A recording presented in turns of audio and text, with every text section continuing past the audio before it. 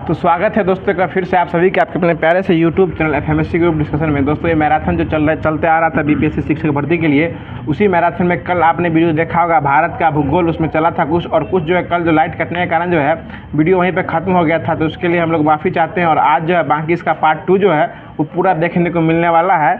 अगर सब कुछ ठीक ठाक रहा तो आपको पूरा मैराथन के वीडियो के रूप में जो उसका पार्ट 1 बन चुका था पहले, अगर आपने उस वीडियो को नहीं देखा है तो प्लेलिस्ट बना हुआ है, वहाँ जाके जो है बीपीएससी का भूगोल, भारत का भूगोल है, उसको पार्ट 1 का मैराथन वो करा दिया गया है, वहाँ जाके आप देख सकते हैं। बाकी कल जहाँ तक हो गया था उसके आगे है अब जो क्यूज के माध्यम से आपको सुनने को मिलने वाला है।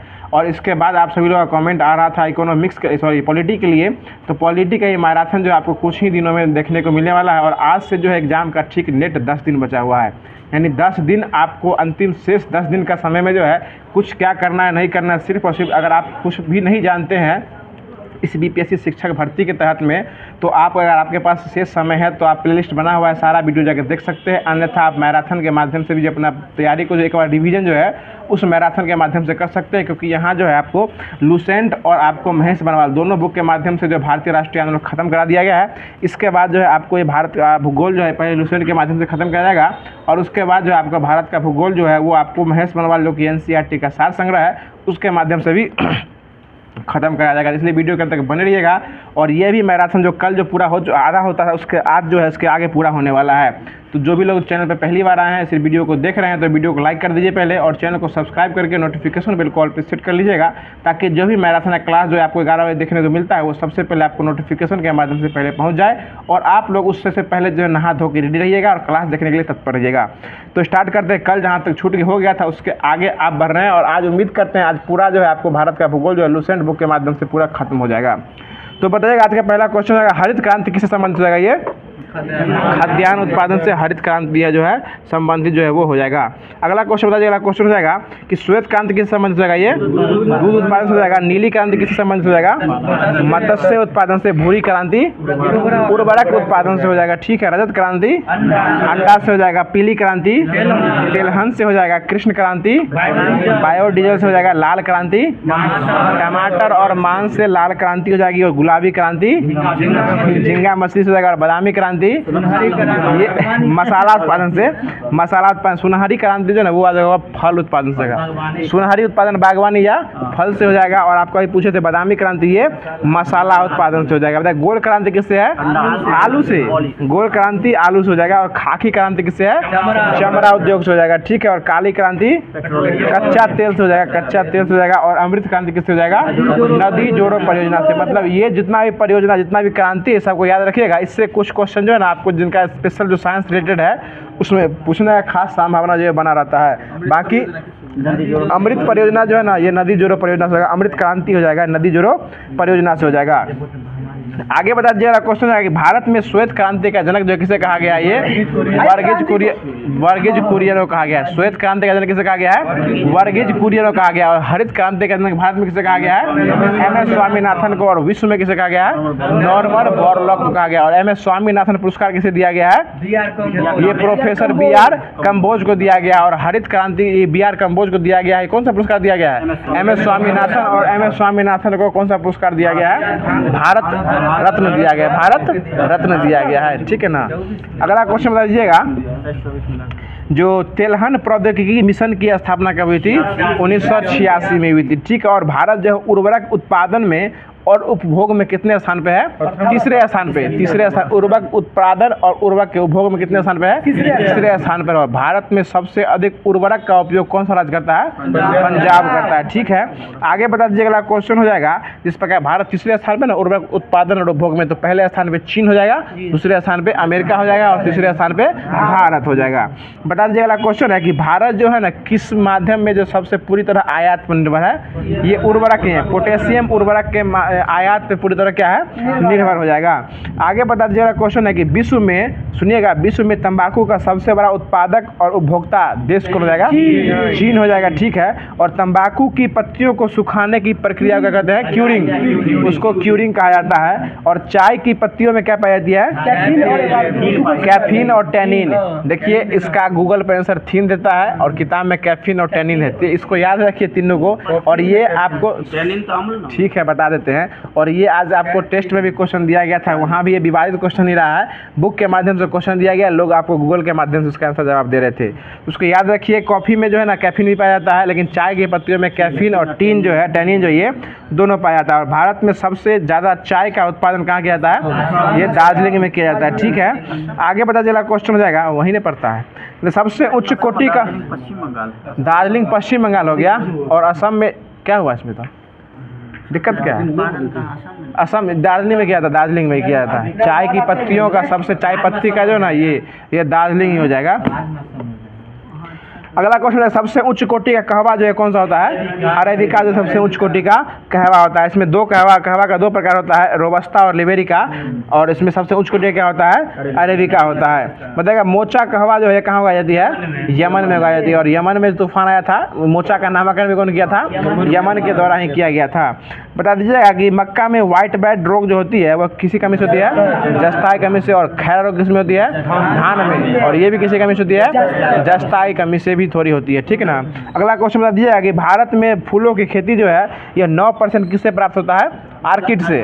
आर्किड से प्राप्त हो जाएगा। और आर्किड जो है ना एक प्रकार का रंगहीन और मनमोहक पुष्पीय क्या होता है? पौधा होता है। भारत में फूलों की खेती जो 9% होती है किससे होती है?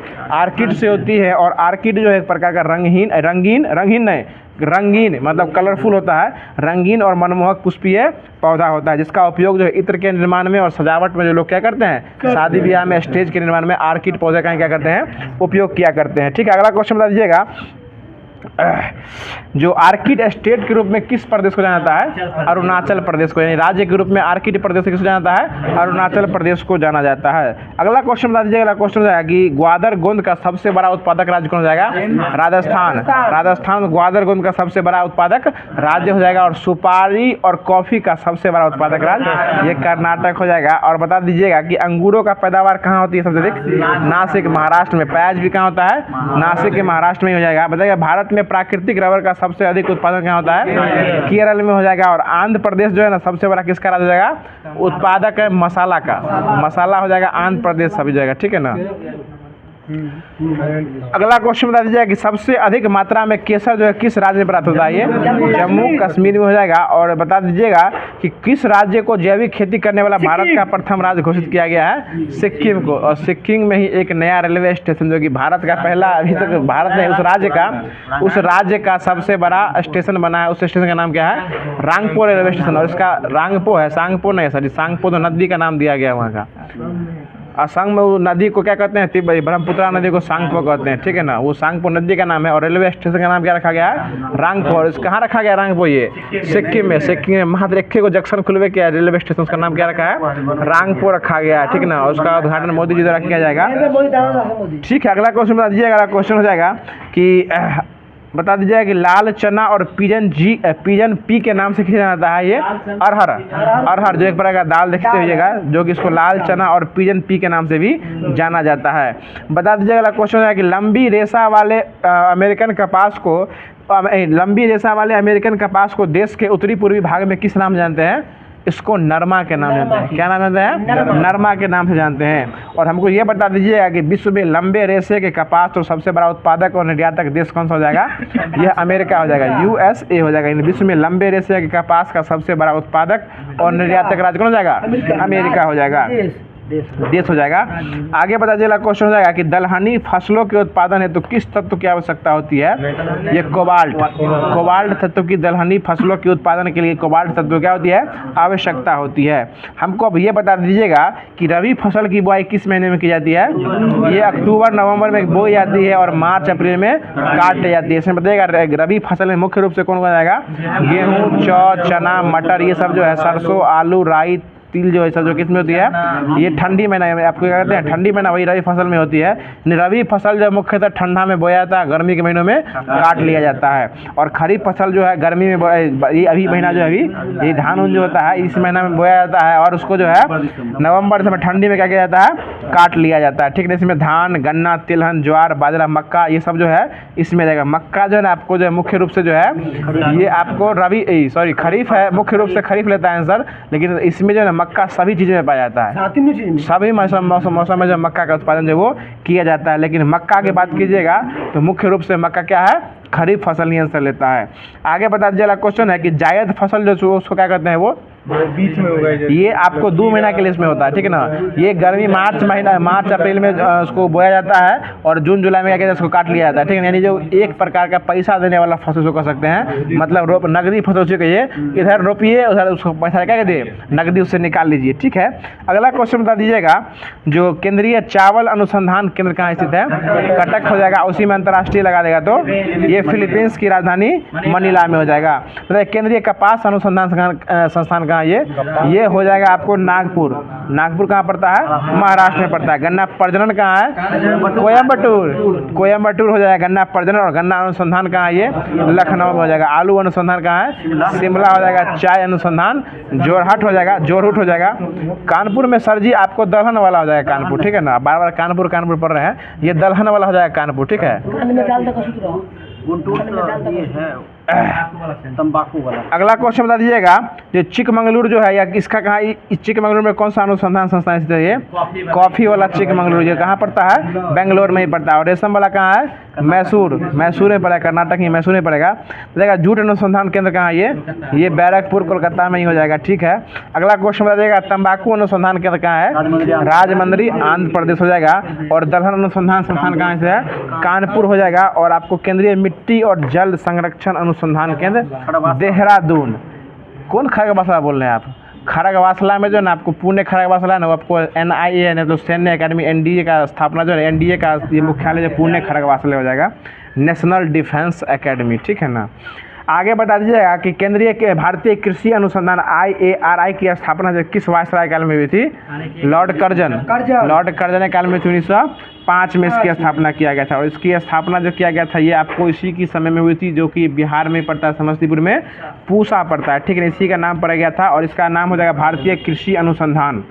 ठीक है ना, इसकी स्थापना जब लॉर्ड कर्जन काल में हुई थी, जिसका वर्तमान नाम वो कहाँ पड़ता है, ये पूसा में पड़ता है। और हमको ये बता दीजिएगा कि ICAR यानी भारतीय कृषि अनुसंधान परिषद की स्थापना कब किया गया था, 1929 में किया गया था। और इसी की ICAR का एग्जाम देने के बाद जो ना बनता है, क्या बनता है, ब्लॉक कोऑर्डिनेटर यानी कृषि समन्वयक, जो कि किसान सलाहकार से एक स्टेप क्या होता है, ऊपर होता है, उसके नीचे अंदर में काम करता है किसान सलाहकार, यानी किसान को सलाह देने का काम है किसान सलाहकार का, और किसान को रुपया देने का काम बाकी जो किसान मतलब एक ब्लॉक का कोऑर्डिनेटर जो होता है, जो 4 पंचायत या 5 पंचायत देखता है, उसको देखने का काम कृषि समन्वयक को रहता है।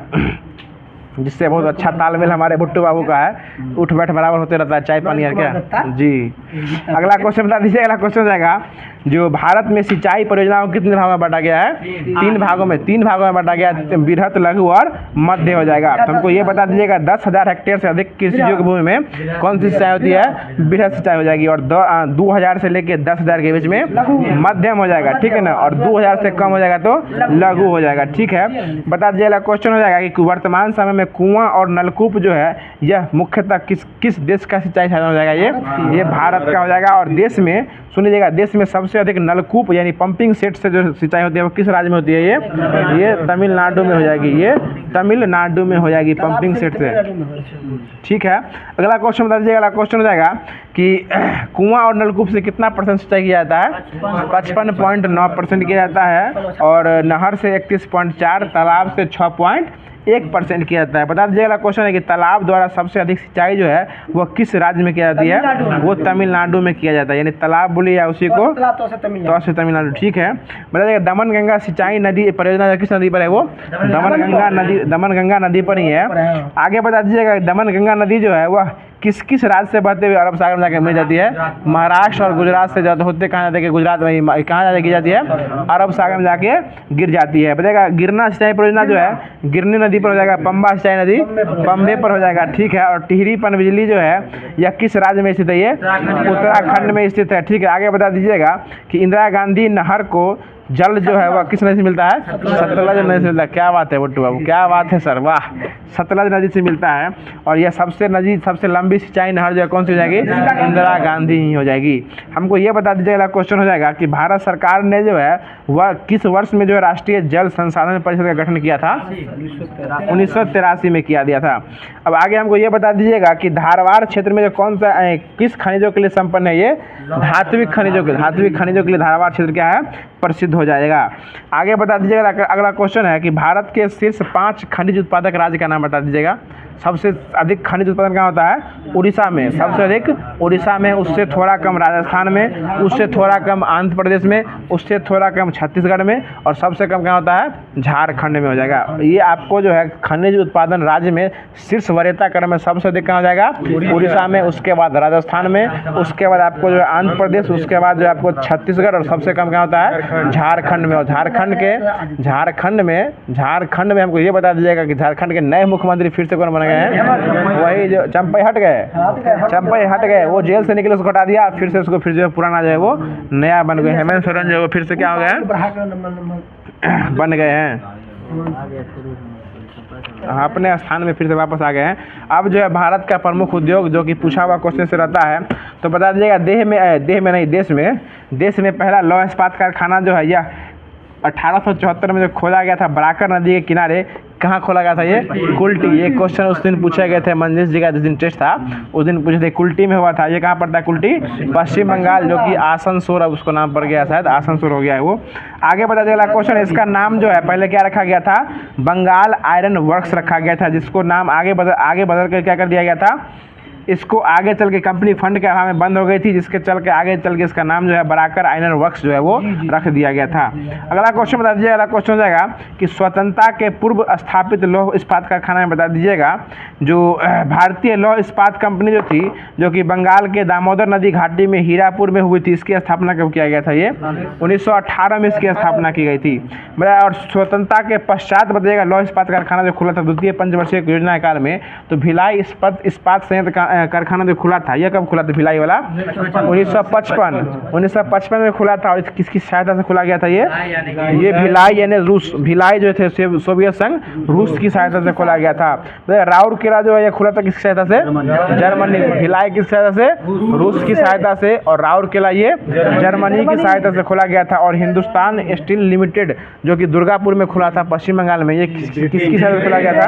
ब्रिटेन की सहायता से खोला गया था। और बोकारो स्टील वाला जो खुला था ये भी रूस की सहायता से, ये भी सोवियत संघ रूस की सहायता से खोला गया था। फिर से बोल देते हैं, एक बार सुन लीजिए। जो भिलाई वाला जो खुला था, भिलाई वाला, हाँ ये भी रूस से है। भिलाई वाला जो था ये किसकी सहायता से खुला था? ये भिलाई वाला किसकी सहायता से खुला था? ये रूस की सहायता से खुला था।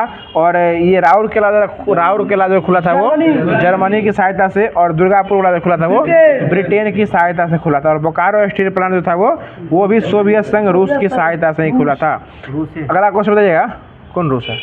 जी सर, बरौनी की स्थापना 1964 में किया गया था। ये आपको रूस की सहायता से ही किया गया था, बरौनी तेल शोधक कारखाना। और उसी के बगल में खुल गया IOCL वाला खुला है, इंडियन ऑयल वाला, ठीक है ना। अगला क्वेश्चन बता दीजिएगा, अगला क्वेश्चन है भारत में एल्युमिनियम का पहला कारखाना कब खोला गया था? 1937 में खोला गया था। और ये भी आसनसोल के निकट ही खोला गया था। हमको ये बता दीजिएगा मद्रास एल्युमिनियम कंपनी जो है इसकी स्थापना तमिलनाडु के किस जिले में की गई थी? ये मैटूर में की गई थी, तमिलनाडु के मैटूर में किया गया था। बालको जो है किसकी सहायता से खुला था? ये रूस। बालको जो है ये रूस की सहायता से खोला गया था। और नालको फ्रांस की सहायता से खुला था। और हिंडाल्को ये अमेरिका के, हिंडाल्को भाई USA अमेरिका की सहायता से खोला गया था। और माल्को इटली की माल्को से इसको खोला गया था। आगे बताएगा इंडाल्को जो खोला गया था ये किसके से, कनाडा की सहायता से, और वेदांता जो है ये जर्मनी। देखिए 5-6 गो है, इसको फिर से बोल देते हैं। बाल्को किसकी सहायता से खोला गया था, आप बताइएगा। बाल्को किसकी सहायता से खोला गया था, रूस की सहायता से, और माल्को इटली की माल हो जाएगा, इसे याद रखिएगा। माल्को जो है ये इटली की सहायता से खोला गया था। देखिए तरीका याद रखना है, कुछ और हो सकता है, लेकिन हम लोग जिस तरीके से रखे हुए याद, उसको तरीका हम आपके सामने शेयर करने का ये प्रयास किए, ठीक है ना। आप इस प्रकार बाल इसे हिला के बोलते हैं बाल को रूस के, उसी तरह इटली की माल भी तरीका है, ठीक है ना। एगो गुलगुल माल भी होता है, ठीक है ना, ग्लूकोज प्लस ग्लूकोज बराबर माल्टोज होता है, ठीक है ना। आगे पता चला क्वेश्चन हो जाएगा कि नाल्को किसकी सहायता से खोला गया है, फ्रांस की सहायता से खोला गया है, और हिंडाल्को यूएसए, और इंडाल्को हो जाएगा तो कनाडा की सहायता से, और वेदांता जो जाएगा वो जर्मनी की सहायता से, और माल्को जो जाएगा वो इटली की सहायता से। आप बताइएगा सर जी, माल्को इटली और वेदांता जर्मनी, वेदांता हो जाएगा वो जर्मनी, और इंडाल्को किसकी सहायता से खोला है, ये कनाडा। इंडाल्को कनाडा और हिंडाल्को यूएस, हिंडाल्को में अमेरिका में हिलाना जाके हिंडाल्को हो जाएगा। अगला क्वेश्चन बता दीजिएगा कि मुंबई को जो है ना किसके वह कौन से राजधानी माना गया, ये सूती वस्त्रों की राजधानी माना गया है। और उत्तर भारत का मैनचेस्टर किसे कहा गया है, कानपुर को, और दक्षिण भारत का मैनचेस्टर कोयम्बटूर कहा गया, और भारत का बोस्टन अहमदाबाद को कहा गया है। बता दीजिएगा क्वेश्चन है कि भारतीय अर्थव्यवस्था में कपड़ा उद्योग जो है या कृषि के बाद कौन सा उद्योग हो जाएगा, ये दूसरा। पहले स्थान पे कौन सा होगा, कृषि। पहले स्थान पे उद्योग में कौन हो जाएगा, कृषि, और दूसरे स्थान पे कपड़ा उद्योग हो जाएगा। आगे पता चला क्वेश्चन हो जाएगा जो इसका पहले यानी जूट उद्योग का पहला कारखाना कहाँ खोला गया था, रिसरा। कहाँ पड़ता है ये, कलकत्ता, ये पश्चिम बंगाल में पड़ता है। उसको कब लगाया गया था, 1855 में उसको लगाया गया था। भारतीय जूट निगम की स्थापना कब किया गया था, 1971 में किया गया था, जूट निगम की स्थापना किया गया था। हमको ये बता दीजिएगा कि अंतर्राष्ट्रीय जूट संगठन की स्थापना जो किया गया था वो कब किया गया। जूट संगठन 1984 में किया गया था। उसका मुख्यालय कहाँ बनाया गया था, ढाका। जूट संगठन की स्थापना 1984 में हुई थी। उसकी मुख्यालय कहाँ बनाया गया था, ढाका में कराया गया। देखिए अरुण बाबू कुछ बोलते नहीं लेकिन बहुत कुछ सुनते हैं, उनको याद रहता है, ठीक है ना। ये टेस्ट देते हैं, सबसे अच्छा नंबर इनका जो है ना उससे रहता है। पहले इनका जो था 100 और अभी बहुत का अंतर हो गया है। आगे पता चला क्वेश्चन है, भारत में आधुनिक चीनी उद्योग का शुरुआत जो है यह बिहार में सबसे पहले कब किया गया था, 1903 में। 1903 में लपेटना नहीं, 1903 में किया गया था।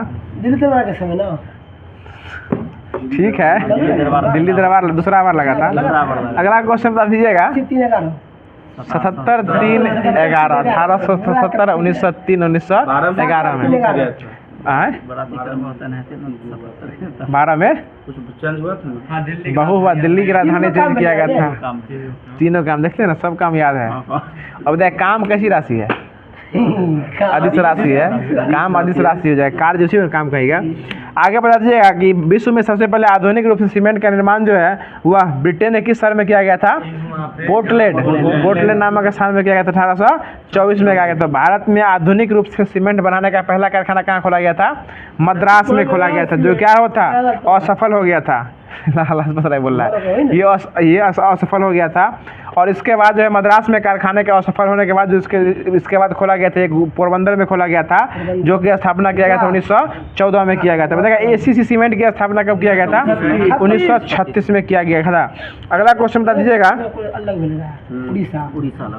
बताइए कागज का, सुनिए कागज का पहला सफल कारखाना जो है यह 1879 में कहाँ लगाया गया था, लखनऊ में लगाया गया था। लखनऊ में लगाया था, भारत में लखनऊ में। बताइएगा मध्य प्रदेश का जो है नेपा नगर किसके लिए प्रसिद्ध है, अखबारी कागज के लिए। और होशंगाबाद हो जाएगा वो नोट छापने वाला, अखबारी कागज के लिए नेपा नगर और नोट छापने वाला होशंगाबाद। ये दोनों कहाँ पड़ता है, मध्य प्रदेश में ही पड़ता है। और अगला क्वेश्चन हमको ये बता दीजिएगा, अगला क्वेश्चन हो जाएगा कि बरौनी, पटना और समस्तीपुर ये किस राज्य में पड़ता है, बिहार राज्य में पड़ता है। ये सभी कागज उत्पादन क्या होगा, प्रमुख क्षेत्र हो जाएगा, ठीक है ना। आगे बताइए राजकोट जो पड़ता है कागज उत्पादन का प्रमुख केंद्र, ये कहाँ पड़ता है, गुजरात में पड़ता है, ठीक है ना। कोटा कहाँ पड़ता है, राजस्थान में पड़ जाएगा, ठीक है। अगला क्वेश्चन बताइएगा कि भिवंडी जो पड़ता है ये महाराष्ट्र में पड़ता है, महाराष्ट्र मुंबई। और पिंपरी जो पड़ता है ये भी महाराष्ट्र में पड़ता है। मुजफ्फरनगर कहाँ पड़ता है, उत्तर प्रदेश। और मुजफ्फरपुर कहाँ पड़ता है, बिहार में पड़ता है, ठीक है। बताइएगा अगला क्वेश्चन है कि तिरुपति और राजमहेंद्री कहाँ पड़ता है, आंध्र प्रदेश में पड़ता है। बहुत अच्छा जवाब। आगे बता दीजिएगा कि ऐतिहासिक रूप से देश में सुपर फॉस्फेट उर्वरक का पहला कारखाना जो है यह 1906 में तमिलनाडु में किस जगह स्थापित किया गया था? ये रानीपेट में किया गया था। ठीक है, आगे बता दीजिएगा, अगला क्वेश्चन है कि अमोनियम सल्फेट का पहला कारखाना जो है केरल में किस जगह पे खोला गया था? ये अलवाई, केरल के अलवाई जगह पे खोला गया था। और भारतीय उर्वरक निगम की स्थापना जो किया गया था, जो कि एशिया का सबसे बड़ा उर्वरक नियंत्रण केंद्र बना था, उसका नाम क्या था? सिंदरी था।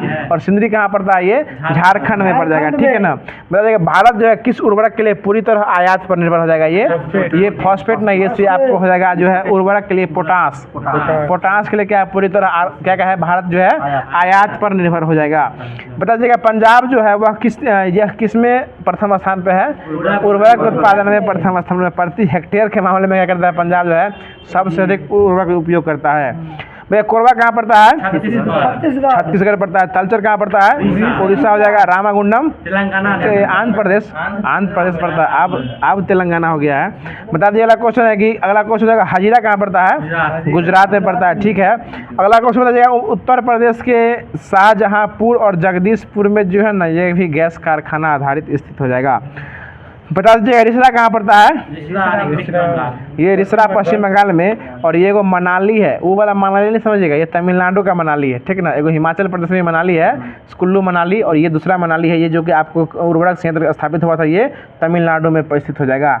आप बता दीजिएगा, अगला क्वेश्चन है कि वायुयान निर्माण उद्योग बता दीजिएगा। अगला क्वेश्चन है कि भारत में वायुयान निर्माण का प्रथम कारखाना कब खोला गया था?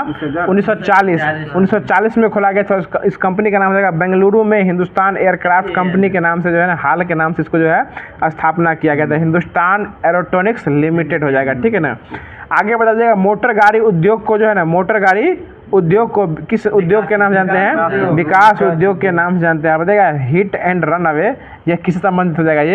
ये आपको सड़क परिवहन मंत्रालय से हो जाएगा। मंत्री मतलब आपको धक्का मारो और भाग जाओ, ये ना हिट एंड रन अवे हो जाएगा। इसी पर ना कानून आया था, ट्रक वाला सब जाम कर दिया था। हाँ, जो धक्का मारेगा तो उसको जो जेल कर देगा। इसमें है कि आपको गंभीर रूप से अगर घायल कर रहे हैं तो 12,500 से लेके जो है ना आपको 50,000 तक जुर्माना है। अगर मृत्यु हो गया तो 25,000 से लेके जो है ना आपको 2 लाख तक जुर्माना है। हिट एंड रन मेथड आप है ना, यही आपको कानून पास नहीं हुआ था, इसे कानून पूरा ट्रक वाला हड़ताल कर दिया था। हाँ, सब पे लग, जो भी 4 चक्का जो है ना, जो आपको पैसेंजर होता है या माल वाहक जितना भी गाड़ी है ना, वो सारे पे लग गया था। अगला क्वेश्चन बता दीजिएगा, क्वेश्चन हो जाएगा कि बता दीजिएगा कि कुटीर उद्योग बोर्ड नहीं कहाँ निरस्त किया उसको? कुटीर उद्योग बोर्ड जो है इसकी स्थापना कब किया गया था? 1948 में किया गया था। और अखिल भारतीय हथकरघा उपयोग 1950 में किया गया था। और अगला क्वेश्चन बताइएगा अखिल भारतीय खादी ग्राम उद्योग 1954 में किया गया था। अगला क्वेश्चन बता दीजिएगा कि चितरंजन में जो है ना ये सबसे पहले किसको बनाने का काम किया गया था? स्टार्टिंग रेल इंजन को बनाने का कारखाना कब स्टार्ट किया गया था? चितरंजन में किया गया था 1950 में। उसका नाम क्या रखा गया था? Chittaranjan locomotive works. Chittaranjan locomotive works. और ये कहाँ पड़ता है? ये पश्चिम बंगाल में पड़ता है। ठीक है, अगला क्वेश्चन बता दीजिएगा, क्वेश्चन हो जाएगा कि वर्तमान में अभी वहाँ कौन सा इंजन निर्माण हो रहा है? विद्युत वाला इंजन निर्माण हो रहा है। पहले रेल इंजन का निर्माण हुआ, सबसे पहले कहाँ हुआ था? चितरंजन लोकोमोटिव वर्क्स में हुआ था। और वर्तमान में अब तो खत्म हो गया तेल वाला, अब कौन हो रहा है? विद्युत वाला स्टार्ट हो रहा है, बिजली वाला। बता देगा डीजल से चलने वाले पहले रेलवे इंजन का निर्माण जो है यह सबसे इस डीजल से चलने वाले इंजनों का निर्माण जो है वह इसके अलावा और कहाँ होता था? बनारस में भी इसका जो है निर्माण किया जाता था। बता दीजिएगा रेलवे इंजन का निर्माण जो है वह झारखंड में भी होता है और वह जमशेदपुर झारखंड में भी इसका निर्माण होता है। आगे बता दीजिएगा रेल के डिब्बे बनाने का प्रमुख केंद्र जो है वह चेन्नई के समीप कहाँ पर हो जाएगा? वो पेरम्बूर में हो जाएगा। मतलब रेलवे का डिब्बा बनाने कहाँ बनता था? वो पेरम्बूर में बनता था। और आपको रेलवे इंजन पहले बना था कहाँ? चितरंजन में, बनारस में ही बना था। और आपको जमशेदपुर कहाँ पड़ता है? ये झारखंड में, यहाँ भी बना था। आगे बता दीजिएगा बिहार मधेपुरा में। हाँ, ठीक है। आगे बता दीजिएगा क्वेश्चन है कि बिहार के मढ़ौरा जिला वही हो जाएगा, ये बोल रहे हैं। बिहार के मढ़ौरा में डीजल इंजन का निर्माण जो किस जिले में किया गया था? ये मधेपुरा में किया गया था। ठीक है, और छपरा में जो है ना वो क्या बनाया गया था? रेलवे इंजन का पहिया, रेलवे इंजन का व्हील, इसको बोलते हैं पहिया। कहाँ बना? छपरा, बिहार में बना था। ये पूछा हुआ क्वेश्चन है कि रेलवे के इंजन का पहिया कहाँ बना? बिहार में, छपरा में बना था। ठीक है, आगे बता दीजिएगा, अगला क्वेश्चन है जो बता दीजिएगा कि रेशम उत्पादन में जो है ना दूसरे स्थान पे कौन सा राज्य हो जाएगा? ये ये आंध्र प्रदेश हो जाएगा। बता दीजिएगा अगला क्वेश्चन कि भारत में कुल कपड़ा का निर्यात जो होता है ना, उसमें सबसे अधिक योगदान जो है किस वस्त्र का होता है? ये सुन लीजिए, ये आपको रेशमी वस्त्र का रहता है, इसका योगदान लगभग 3% रहता है।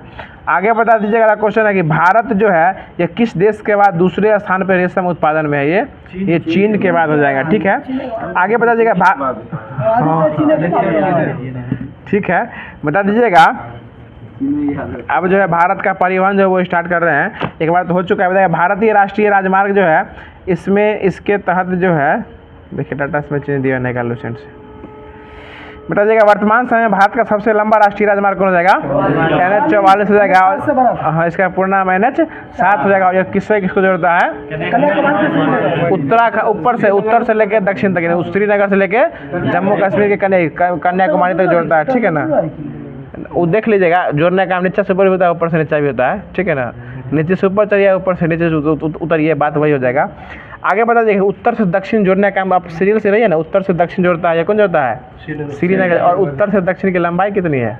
3287 है। 3214 हो जाएगा उत्तर से दक्षिण, और पूरब से पश्चिम 2933 हो जाएगा। ठीक है ना, 3745 ये है आपको NH 44 की लंबाई है। हम उत्तर दक्षिण की लंबाई बोल रहे हैं, भारत के पूरे नक्शा के ऊपर से दक्षिण लंबाई बोल रहे हैं। आप कहाँ बह जाते हैं सर जी। अगला क्वेश्चन बता दीजिएगा कि NH 44 की लंबाई कितनी हो जाएगी? 3745 हो जाएगी। बताइएगा कि भारत में जो है ना जीरो माइलस्टोन कहाँ स्थापित किया गया था? नागपुर में। जीरो माइलस्टोन क्या होता है? जहाँ से जो है सभी राष्ट्रीय राजमार्ग की लंबाई जो है वो मापी जाती है। बता दीजिए अगला क्वेश्चन है कि NH 27 किसको जोड़ता है?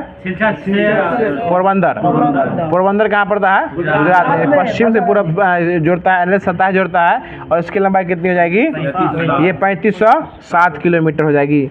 आगे बता दीजिएगा NH जवाहर सुरंग जो है, जो कि चिनानी नासिर, जो चिनारी को नासिर से जोड़ती है, इसको भी कौन सा NH जोड़ता है? ये NH 44 में इसलिए जवाहर सुरंग हो जाएगा, जो कि चिनानी को लेकर नासिर से जोड़ता है। और इस चिनानी नासिर सुरंग बनने से जो है ना जम्मू कश्मीर और श्रीनगर के बीच की यात्रा का समय कितना घंटा कम गया है? 2 घंटा यात्रा का समय क्या हो गया है? कम हो गया है। सोच सकते हैं 2 घंटा यात्रा कम होना कितना बड़ा सुरंग हो गया। ये 9.2 किलोमीटर जो है ना ये लंबा सुरंग हो जाएगा, जो कि NH 44 पे ही बना हुआ है। और ये जम्मू कश्मीर राज्य में स्थित है, जो कि चिनानी से कहाँ जोड़ती है? नासिरी को जोड़ती है, इसलिए इसका नाम पड़ गया चिनानी नासिर सुरंग। और भारत का सबसे बड़ा सड़क सुरंग की बात कीजिएगा तो कौन हो जाएगा? यही चिनानी नासिरी सुरंग हो जाएगा। सड़क सुरंग होगा तो चिनानी नासिरी सुरंग हो जाएगा, जो कि जम्मू कश्मीर में रहती है। और इसकी यह भी जो है NH 44 पर स्थित है, और इसकी लंबाई कितनी हो जाएगी? 9.2 किलोमीटर हो जाएगा। बता दीजिएगा भारत का सबसे छोटा जो है NH कौन हो जाएगा? NH 118 और NH 548। NH 118 और NH 548 हो जाएगा। इसका लंबाई कितना है? 5 किलोमीटर हो जाएगा। बताइएगा स्वर्णिम चतुर्भुज योजना के तहत जो है कितने राज्यों को जोड़ा गया है? 4 राज्यों के 4 शहर को जोड़ा गया है। कौन कौन हो जाएगा वो? दिल्ली, मुंबई, चेन्नई और कलकत्ता को जोड़ा गया है। बता दीजिएगा क्वेश्चन हो जाएगा जो भारत माला परियोजना की शुरुआत किसके द्वारा किया गया था? ये नितिन गडकरी। कब की थी इसको? 2017 में किया गया था। भारत माला 47A वही ना 47 चेंज हो गया, पहले था 47 से राजमार्ग था। हाँ, और NH 47 की बात कर रहे हैं। ओ चेंज किया है। सब तो NH का नाम होगा, सब चेंज हो गया, जबकि अब अपडेट होते रहता है। नहीं, NH 118 और NH 548 हो गया, जो कि 5 किलोमीटर का है। अगला क्वेश्चन बता दीजिएगा कि भारत माला परियोजना जो है ना, इसके तहत जो किसको जोड़ने का काम किया गया है? गलियारों को जोड़ने का काम जो वो किया गया है। इसमें उत्तर से दक्षिण किसको जोड़ता है? तुरंत बताया ना अभी। श्रीनगर से लेके कन्याकुमारी और पूर्व से पश्चिम हो जाएगा तो सिलचर से लेके पोरबंदर तक हो जाएगा। बता दीजिएगा अगला क्वेश्चन है कि सेतु भारतम परियोजना जो है यह इसमें क्या किया जाएगा? ये लेवल जो ब्रिज है, क्रॉसिंग जगह है ना, क्रॉसिंग के जगह पर जो है आपको ROB और RUB बनाने की जो मंजूरी वो दिया गया सेतु भारतम के तहत। बताइएगा 4 धाम महामार्ग विकास योजना में कौन धाम जुड़ेगा? ये कौन कौन 4 धाम? ये हो जाएगा आपको दक्षिण गंगोत्री, यमुनोत्री, केदारनाथ और बद्रीनाथ हो जाएगा। ये सभी धाम कहाँ पड़ता है आपको? उत्तराखंड में ही पड़ता है। बता दीजिएगा क्वेश्चन हो जाएगा जो राज्यों में सड़क मार्ग में सबसे लंबी राजमार्ग जो है ना किस सड़क का हो जाएगा, ये किस राज्य का हो जाएगा, ये महाराष्ट्र का हो जाएगा। बता दीजिएगा कि बनाओ, चलाओ और हस्तांतरित करो, इसको शॉर्टकट में क्या कहते हैं, BOT। तो इससे पहले भी कराया ना, BOT हो गया था। ठीक, आगे बताइएगा कि प्रधानमंत्री ग्राम सड़क योजना के अंतर्गत जो है ना कितने आबादी के लोगों को जो है ना गांव को सड़कों से 12मासी सड़कों को जोड़ा जाएगा। ये 500 आबादी वाले सड़कों को जो है ना 12मासी सड़कों के क्या करेगा, जोड़ा जाएगा। 500 घरों की आबादी सर जी, ये 500 वोटरों की आबादी। नेताजी वोटे पर जाते हैं।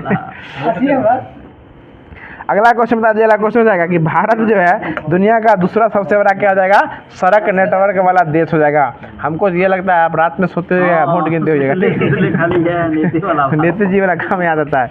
आप गलत ट्रैक पर तो नहीं आ रहे कहीं, सुतले में कहते हैं कि उसको इतना वोट चढ़ा दिए। अगला क्वेश्चन बता दीजिएगा कि भारत जो है, भारतीय रेल जो है एशिया का क्या है, दूसरा सबसे बड़ा क्या है, रेलवे नेटवर्क हो जाएगा। आगे बता दीजिएगा, क्वेश्चन हो जाएगा जो भारतीय रेलवे जो है ये विश्व का क्या सबसे बड़ा नियोक्ता है, सबसे बड़ी नियुक्ति जो सबसे पहले क्या, अब तो नहीं हो रहा है लेकिन सबसे बड़ी नियुक्ति पहले किस में होती थी, ये भारतीय रेलवे, यानी लाखों की लाखों बहाली आती थी। अब जो है अब BPSC शिक्षक भर्ती हो गया है, सबसे बड़ा नियोक्ता हो गया है। ठीक है ना, देखिए BPSC शिक्षक भर्ती ये आपको मुख्यतः बिहार है लेकिन अदर स्टेट भी इसमें ऐड हो चुका है, लेकिन भारत जो तो पूरा केंद्र सरकार का था ना। सबसे बड़ी नियोक्ता कंपनी पहले कौन थी, ये भारतीय रेलवे थी। भारतीय रेल मंत्री है कौन अभी, अश्वनी वैष्णव ही है, फिर से वही बन गए हैं। आगे बता दीजिएगा क्वेश्चन है कि भारत में जो रेल व्यवस्था की शुरुआत जो है वो कब किया गया था, 1853, 16 अप्रैल 1853। किसके काल में स्टार्ट किया गया था, ये डलहौजी के काल में। और कब से कहाँ से कहाँ चला था ट्रेन, मुंबई से लेके थाने तक चलाया गया था। ये चला था 16 अप्रैल 1853 को चला गया था, 34 किलोमीटर चला था ये। अगला क्वेश्चन बता दीजिएगा, विश्व की सबसे पहली रेलगाड़ी जो चली थी वो स्कॉटलैंड से डार्लिंगटन में चली थी, ये कब चली थी, 1825 में, 1825 में चला गया था। बताइए रेलवे बोर्ड की स्थापना कब किया गया था, 1905 में। और एक और क्वेश्चन जो कि सेट में पूछा हुआ क्वेश्चन था कि रेलवे वित्त को जो है ना किस कमेटी की सिफारिश पर जो सामान्य से अलग कर दिया गया था, एक वर्ष कमेटी के हिसाब से क्या कर दिया था, अलग कर दिया गया था। ये 1924-25 में किया गया था। अगला क्वेश्चन बता दीजिए, और इसको जो है ना 2017 में फिर क्या दिया गया था, केंद्रीय बजट में मिला दिया गया था। अगला क्वेश्चन बता दीजिए कि अभी जो है रेलवे बोर्ड में कितने मंडल हैं, 18 मंडल। 18 पटेल 9 गो था, उसका दोगुना हो गया है, 18 गो मंडल हो गया। और डिवीजन कितना है, 73 गो डिवीजन है। और मंडल कितना है, 18 गो मंडल है। पहले कितना मंडल था, 9 गो, उसका दोगुना हो गया, 18 हो गया है। और प्रत्येक मंडल का प्रधान कौन होता है, महाप्रबंधक हो जाएगा। तो बता दीजिएगा उत्तर रेलवे का मुख्यालय क्या हो जाएगा, नई दिल्ली। और दक्षिण रेलवे का चेन्नई। मध्य का क्या हो जाएगा, CST छत्रपति शिवाजी टर्मिनल हो जाएगा, मुंबई हो जाएगा। और दक्षिण पूर्व रेलवे का हो जाएगा, कोलकाता हो जाएगा। और बता देगा हाजीपुर वाला कौन है, पूर्व मध्य रेल, ECR ईस्ट सेंट्रल रेलवे हो जाएगा, पूर्व मध्य रेलवे हो जाएगा। रामविलास पासवान बनवाया था। ठीक, हाँ सही बोल रहे हैं। और पूर्वी रेलवे का हो जाएगा, कोलकाता हो जाएगा। और दक्षिण मध्य रेलवे का हो जाएगा, सिकंदराबाद हो जाएगा। और पूर्व मध्य रेलवे का हो जाएगा, हाजीपुर। इलाहाबाद में पूर्व मध्य रेलवे ही ना, वो हाजीपुर वाला हो जाएगा। मध्य रेलवे हो जाएगा ना, तो वो हो जाएगा आपको, हाँ ठीक है। आगे बता दिया कि उत्तर पूर्वी रेलवे का मुख्यालय क्या हो जाएगा, उत्तर पूर्वी हो जाएगा आपको जयपुर, राजस्थान जयपुर हो जाएगा। उत्तर पश्चिम जयपुर है, हाँ उत्तर पश्चिम जयपुर हो जाएगा। ठीक है, हाँ उत्तर पूर्वी जो है ना ये मालेगांव हो जाएगा। और उत्तर पश्चिम जो हो जाएगा ना ये फंसा देता है सर जी, पश्चिम में पूरे बड़ा फंसते हैं हम लोग भी। उत्तर पूर्वी हो जाएगा तो ये आपको हो जाएगा माले, और उत्तर पश्चिम हो जाएगा तो ये जयपुर। इसको नक्शा से बैठाएगा ना माइंड में, तब याद रहता है उत्तर कहाँ है, पूर्वी मध्य कहाँ लगता है। ठीक है, आगे बताइएगा दक्षिण तट रेलवे कहाँ पड़ेगा, ये विशाखापट्टनम, आंध्र प्रदेश में पड़ेगा। ये बता दीजिएगा। क्वेश्चन हो जाएगा जो 18वें मंडल के रूप में है ना, ये किस रेलवे को, किस तटीय रेलवे को, ये दक्षिण तटीय, यही विशाखापट्टनम को जो शीतल करने की घोषणा किया गया था। घोषणा करने वाले कौन जाएंगे, पीयूष गोयल। ये किए थे पीयूष गोयल, जो रेल मंत्री थे 2019 में इसको किए थे, पीयूष गोयल के द्वारा किया गया था। अगला क्वेश्चन बता दीजिएगा कि देश की सबसे लंबी दूरी तय करने वाली रेलगाड़ी कौन हो जाएगा? विवेक एक्सप्रेस है। कौन एक्सप्रेस? विवेक एक्सप्रेस हो जाएगा, जो कि सबसे लंबी दूरी रेलगाड़ी तय करती है, जो कि डिब्रूगढ़ यानी असम से लेकर जाती है कन्याकुमारी तक जाती है, ठीक है ना। और इसकी इस दौरान वह कितना किलोमीटर चलती है? 42 और 86 किलोमीटर जाती है। अगला क्वेश्चन बता दीजिए। अगला क्वेश्चन हो जाएगा कि नई दिल्ली से लेकर हजरत निजामुद्दीन और आगरा कैंट के बीच जो चलती है वह 5 अप्रैल 2016 को चलाई गई थी, जो कि देश में सबसे गति में चलने वाली ट्रेन थी, यानी सबसे स्पीड चलने वाली। इसका नाम क्या था? गतिमान एक्सप्रेस। अब ना वंदे भारत हो गया है, गतिमान एक्सप्रेस हो गया था, ठीक है ना। और यह जो है 2 स्टेशन के बीच 100 मिनट में जो है यह 160 किलोमीटर प्रति घंटा का स्पीड से ये चली थी, ठीक है ना। अगला क्वेश्चन बता दीजिएगा कि भारत में पहली विद्युत ट्रेन जो है कहाँ से कहाँ तक चली थी? ये बीटी से लेके कुर्ला हावड़ तक चली थी, 1925 में चली थी, 1925 में चली थी। और बता देगा बिजली से चलने वाली प्रथम सवारी गाड़ी का नाम क्या था? डेक्कन क्वीन हो जाएगा, डेक्कन क्वीन हो जाएगा, ठीक है। आगे बताइएगा कि कार्यरत विश्व का सबसे पुराना भाप इंजन क्या हो जाएगा? ये फ्यूरी क्वीन, भाप इंजन वाला फ्यूरी क्वीन सवारी गाड़ी हो जाएगा तो डेक्कन क्वीन हो जाएगा। भारत और पाकिस्तान के बीच चलने वाला कौन सा एक्सप्रेस था? समझौता एक्सप्रेस हो जाएगा। और लाहौरी और अटारी के मध्य कौन चला था? थार एक्सप्रेस। लाहौर और अटारी के बीच थार एक्सप्रेस। अटारी कहाँ पड़ता है? भारत में पड़ता है। लाहौर पश्चिम बंगाल में, लाहौर पड़ता है पश्चिम बंगाल में, और अटारी कहाँ पड़ता है? भारत पाकिस्तान का बॉर्डर ही है, अटारी बाघाट दोनों बॉर्डर ही है ये। वहाँ पे मेला भी लगता है सुबह शाम जो है ना, ध्वजारोहण और समापन जो होता है वहाँ भी होता है। ये कहाँ पड़ता है? ये पंजाब में पड़ता है। अगला क्वेश्चन बता दीजिएगा कि मैत्री एक्सप्रेस जो चलाई गई थी वो चित्रपुर से ढाका के बीच चलाई गई थी। कब चलाई गई थी मैत्री एक्सप्रेस? 2008 में चलाई गई थी, ठीक है। आगे बता दीजिएगा रेलवे बीमा योजना कब लागू किया गया था? ये 1994 से रेलवे बीमा योजना जो है वो स्टार्ट किया गया था। और अगला क्वेश्चन को ये बता दीजिएगा कि कोलकाता रेलवे मेट्रो जो बनी थी कब बनी थी? 1972 में। कोलकाता मेट्रो जो बनी थी 1972 में बनी थी। अगला क्वेश्चन बता दीजिएगा दिल्ली मेट्रो जो बनी थी वहाँ 1984 क्या? 84 कहीं है।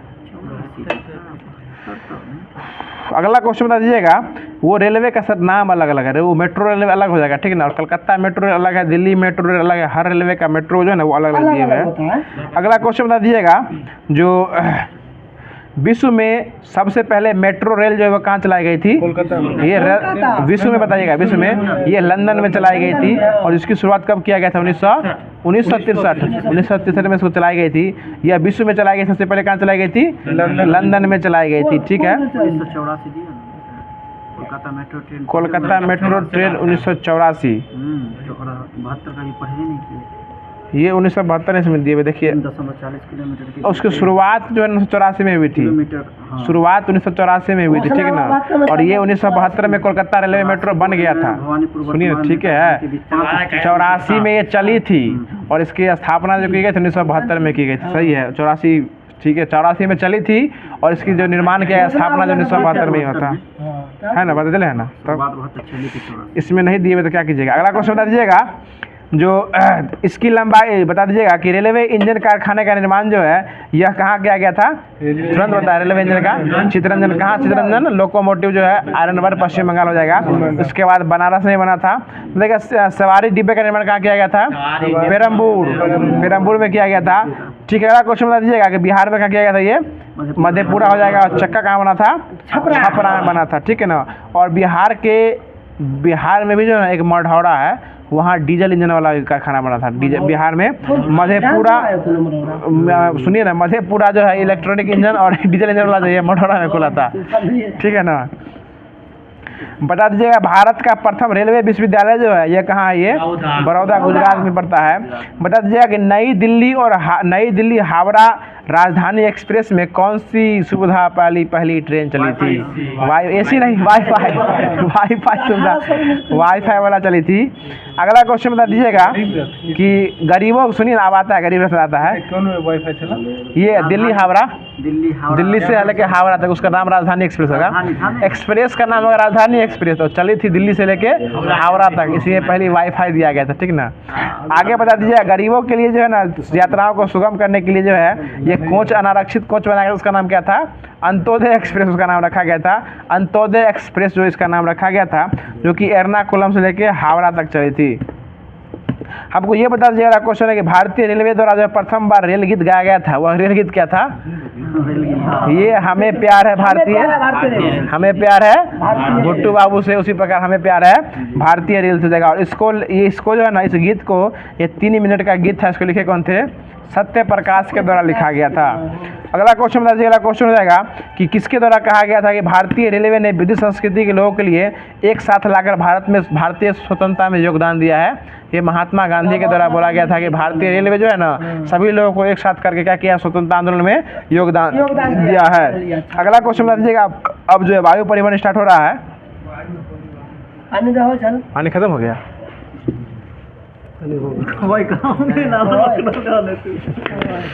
देख रहे हैं ना, 100 नंबर ध्यान दीजिए। 100 में अगला क्वेश्चन देखिए, भारत में ठंड रखे क्या कर रहे हैं आप? बता दिएगा, भारत में वायु परिवहन की शुरुआत जो है यह कब किया गया था? 1900। अब आपका टकरा गया 1911, ठीक है। उस समय से आप रेलवे वाला में 1911 पढ़ रहे थे उस समय से।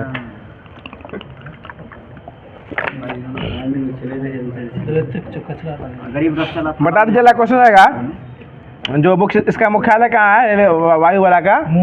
ये नई दिल्ली हो जाएगा, नई दिल्ली हो जाएगा इसका मुख्यालय। और इसका निगमित कार्यालय जो ना, ये हो जाएगा मुंबई में हो जाएगा। इसका शुभंकर क्या था? महाराजा इसका शुभंकर हो जाएगा। और इसका प्रतीक चिन्ह क्या था?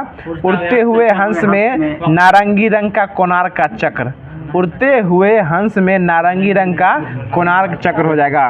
बता दिया क्वेश्चन हो जाएगा कि इंडियन नेशनल एयरवेज की स्थापना कब किया गया था? 1933 में किया गया था, ठीक ना। और इसके तहत जो है ये 2 प्रकार का विमान का नाम रखा गया था, भारतीय विमान निगम, और एक और रखा था एयर इंडिया रखा गया था। हमको ये बता दीजिएगा कि भारतीय विमान निगम जो है यह देश के अंदर चलता था या देश के बाहर चलता था? ये देश के आंतरिक भागों में जो समीपवर्ती इलाका है, जिस प्रकार नेपाल, पाकिस्तान, श्रीलंका और बांग्लादेश हो जाएगा, इन सभी में क्या करता था? ये अपना सेवा उपलब्ध करवाता था। बता दीजिएगा क्वेश्चन हो जाएगा, जो पवन हंस लिमिटेड की स्थापना कब किया गया था? 1985 में इसकी स्थापना की गई थी। और ये बता दीजिएगा क्वेश्चन हो जाएगा कि इसकी स्थापना का मुख्य उद्देश्य जो है ना, किसकी खोज के लिए किया गया था? ये तेल की खोज के लिए। पवन हंस की स्थापना जो किया गया था, हेलीकॉप्टर से किसका खोज करने? तेल की खोज करने के लिए इसका स्थापना किया गया था। इसका मुख्य उद्देश्य यह रखा गया था। आगे बता दीजिएगा कुछ अंतर्राष्ट्रीय हवाई अड्डा है, तो बता दीजिएगा इंदिरा गांधी अंतर्राष्ट्रीय हवाई अड्डा कहाँ स्थित है? ये नई दिल्ली में इंदिरा गांधी अंतर्राष्ट्रीय हवाई अड्डा जो है वो स्थित है। अगला क्वेश्चन बताइएगा, छत्रपति शिवाजी महाराज कहाँ स्थित है? ये मुंबई में स्थित हो जाएगा। और नेताजी सुभाष चंद्र बोस कहाँ स्थित है? ये कलकत्ता में स्थित हो जाएगा। और अन्ना अंतर्राष्ट्रीय हवाई अड्डा कहाँ स्थित है? ये चेन्नई में हो जाएगा। बाबा साहब अंतर्राष्ट्रीय हवाई अड्डा कहाँ है? नागपुर में हो जाएगा। सरदार वल्लभ भाई पटेल अंतर्राष्ट्रीय हवाई अड्डा अहमदाबाद में स्थित हो जाएगा। और गोपीनाथ बारदोली हवाई अड्डा ये आपको गुवाहाटी असम में हो जाएगा। चौधरी चरण सिंह लखनऊ हो जाएगा। चौधरी चरण सिंह, वहाँ विश्वविद्यालय भी है एगो। शेख आलम अंतर्राष्ट्रीय हवाई अड्डा ये श्रीनगर में हो जाएगा। कोच्चि अंतर्राष्ट्रीय हवाई अड्डा कोच्चि में हो जाएगा, केरल कोच्चि में हो जाएगा। और बी डी सावरकर कहाँ हो जाएगा? पोर्ट ब्लेयर में हो जाएगा। कैंपनगोड़ा कहाँ है? बेंगलोर में हो जाएगा। देवी अहिल्याबाई कहाँ पड़ता है? मध्य प्रदेश, इंदौर में पड़ता है। तिरुचिरापल्ली अंतर्राष्ट्रीय हवाई अड्डा ये तमिलनाडु के तिरुचिरापल्ली में ही पड़ता है। और लाल बहादुर शास्त्री अंतर्राष्ट्रीय हवाई अड्डा ये बनारस में पड़ता है। बनारस में लाल बहादुर कहाँ पड़ता है? बनारस में पड़ता है। बताइए राजीव गांधी कहाँ पड़ता है? ये हैदराबाद। राजीव गांधी हैदराबाद में पड़ता है। हमको ये बता दीजिएगा क्वेश्चन हो जाएगा कि मंगलुरु कहाँ पड़ता है? कर्नाटक में, बेंगलुरु में पड़ता है। कैंपनगोड़ा और मंगलुरु दोनों कहाँ पड़ता है? कर्नाटक में ही पड़ता है। अगला क्वेश्चन बता दीजिएगा, आप जल परिवहन आता है।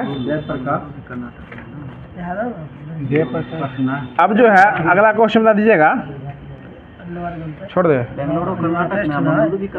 दोनों। देखिए मंगलुरु जो है ना, ये आपको बेंगलुरु ने कैंपनगोड़ा कर्नाटक में है। और मंगलुरु भी है वो कहाँ है? कर्नाटक में पड़ता है। मंगलुरु जो है ना, ये आपको गोवा सटता है, थोड़ा गोवा सटता है, नहीं सर ये कर्नाटक में पड़ता है। मंगलुरु जो है ना, गोवा देखिए ना नक्शा वो लिख ले है, गोवा से हल्का सटता है मंगलुरु।